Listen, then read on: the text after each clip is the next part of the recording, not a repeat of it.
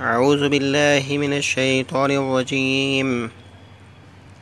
بسم الله الرحمن الرحيم.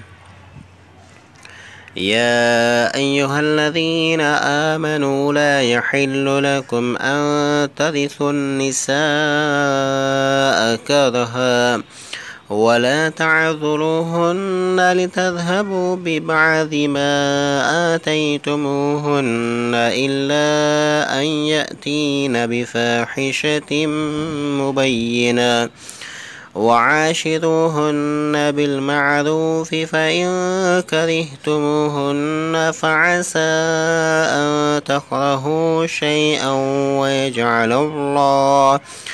ويجعل الله فيه خيرا كثيرا.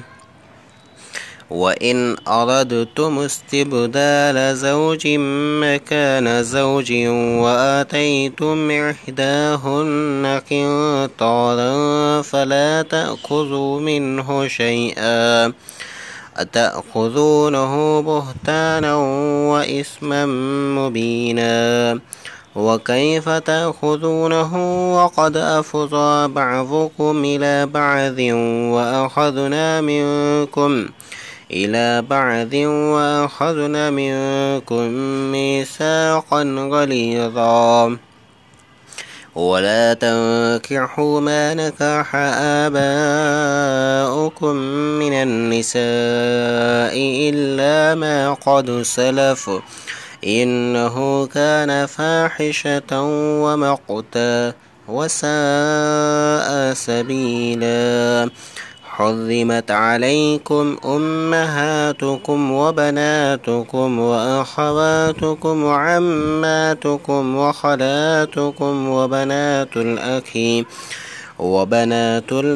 وبنات الأخت وأمهاتكم اللاتي أرضعنكم وأخواتكم من الرضاعة وأمهات نسائكم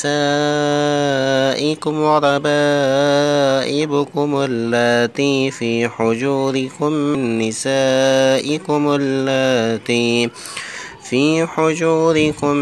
نسائكم اللاتي دخلتم بهن فإن لم تكونوا دخلتم بهن فلا جناح عليكم.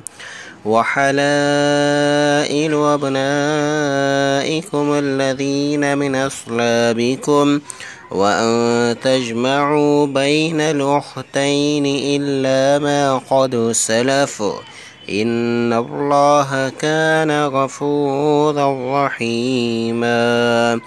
صدق الله العظيم.